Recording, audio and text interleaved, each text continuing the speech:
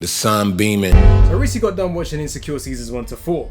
And at first I was only watching for entertainment purposes, but the more I watched, the more I realized I thought this series is definitely worth making a video over. I just want to give Issa Rea flowers. This isn't a review per se, or impressions, I kinda just want to talk about it. Just talk for the sake of talking.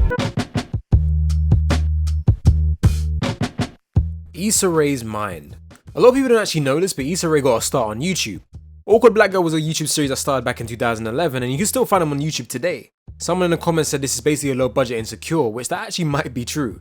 It's actually very similar, but the way she expresses her art is still very much the same, and something that more people of colour would probably be able to relate to. She was trying to make a black show from even back then, while trying to do it from a completely different angle, a sense of self-awareness, and honestly that's what makes this show different.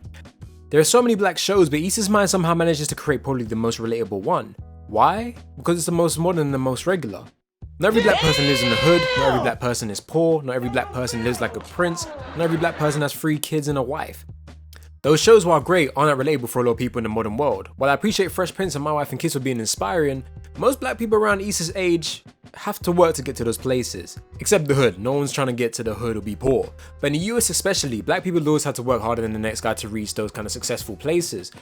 Which is why I think Insecure does an amazing job on touching on stories and how to get there and what it can be like trying to get there in the modern world, especially as a black woman.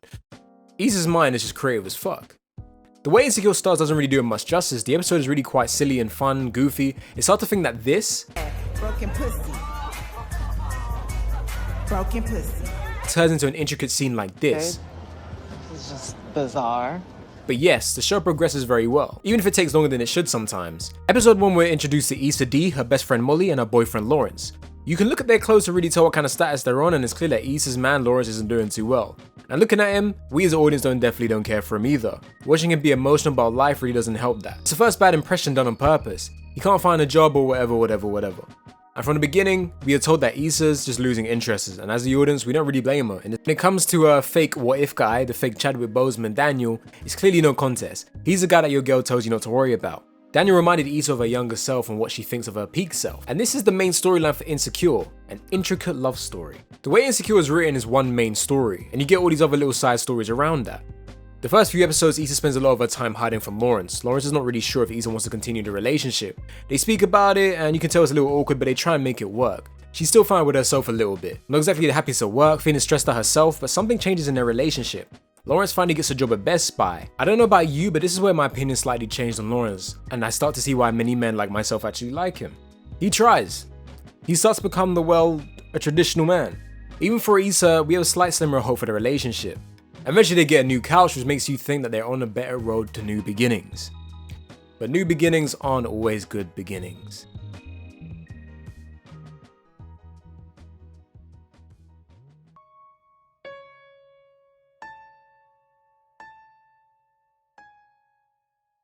Everything is going well. Issa fucks Daniel, with a sex scene that reminds you that this show is actually very mature. The sex scenes kinda go crazy in this show. There is a lot of sex, and at first it may seem like they're just doing it because why not? But I can say that they actually do them well. The sex scenes kind of show a good indicator of how invested a character is into another character emotionally. I just think that sex today isn't as taboo as it once was, so yeah, for the most part, it does feel like it's a why not. Maybe Issa just really likes sex, there's nothing wrong with that. Again, it's used to separate the emotionally attacked sex to the non-emotionally attacked sex. I would say she uses the show to show more black love, but there's a lot more sex scenes with people who don't love each other than there are people that actually do. But let's get rid of this annoying blur. Issa as a main character is just so lovable and cute. But in this moment in time, we don't like the fact that she did what she just did. That was me anyway, but by a few seasons in, she explains why she did it, and well, I can't exactly be mad at it. I imagine when Issa got with Lawrence, he had his shit together, and somewhere along the road he lost it all. And what made him attractive to Issa wants a man with security, a traditional man if you will.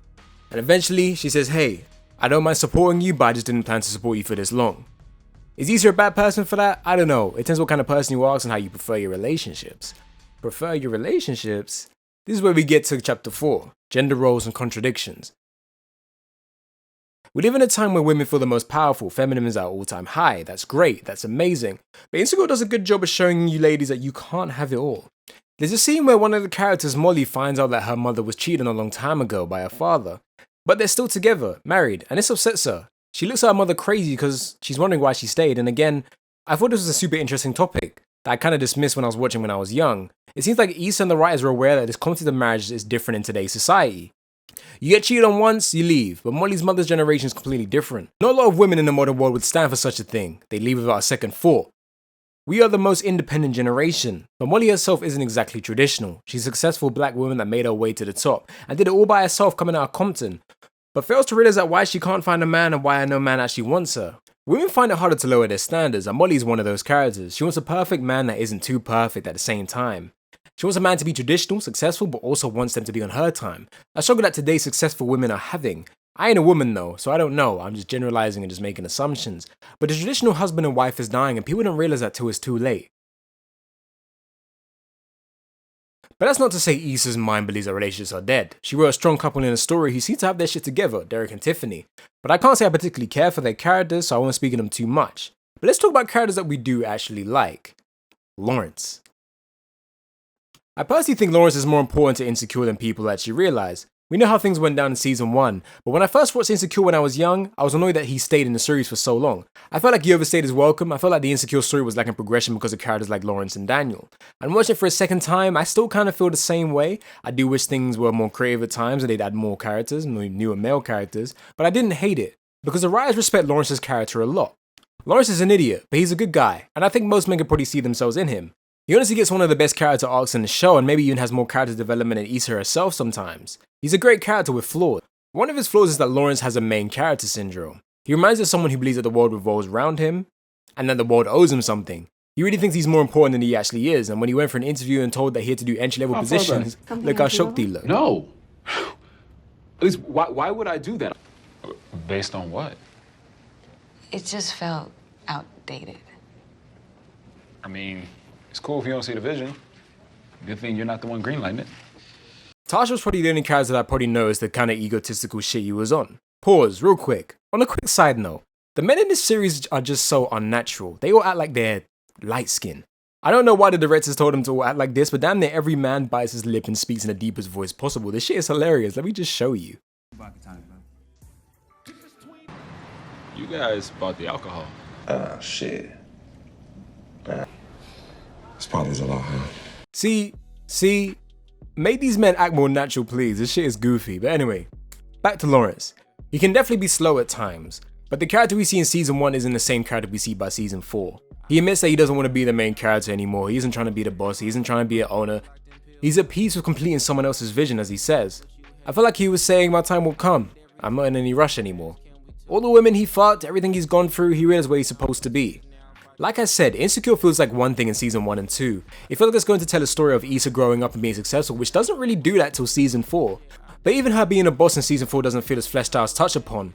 What really hits home is this scene. To be honest with you, if the series ended here, after this date, I wouldn't have minded. It really felt like this is the reason we were watching, to see these two get back together. As a viewer, we have seen what they've gone through, the pain, the stress, the happiness, and the maturity that they've gained. So when it comes to them returning and reuniting, it feels natural. I put myself in Lawrence's shoes and I thought, yeah. In season 1, I could never forgive my girl for cheating, but by season 4, my opinion had changed. The reasons that Issa expressed as a man were hard to deny. And this scene was filmed beautifully. The moment honestly makes Insecure season 4 overall the best season amongst others. When Issa gets into the issue of the relationship, the rest of the restaurant gets quiet, and it's not something you notice straight away until it gets loud again. To me, this is the show telling us that nothing matters but these two's relationship. The whole journey was for this moment, for them to find true love. They had to go through all of this to get here. And the scene is just beautiful. As viewers, we're not just rooting for Lawrence when he was fucking other women and trying to get over Issa. We're not just rooting for Issa when she created a block party and seeing her grow. We're rooting for both of them to get back together.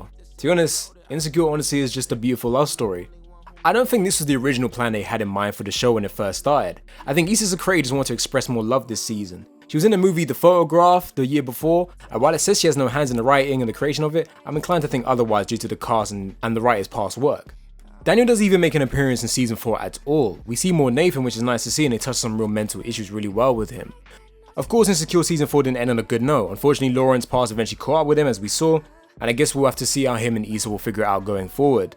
But that's a video for another day. I'd love to talk about other topics that Insecure touches on, such as Molly's journey, such as the mental health aspect, and Issa's Molly's relationship just growing apart. These are all deep topics that I could probably go further into. I don't want to get into it too tough. I don't want to make this video too long, but this show does an amazing job when it's racial themes, and how it expresses issues, especially in the working world. Molly's scenes are used very well to express those same issues, even Issa's too.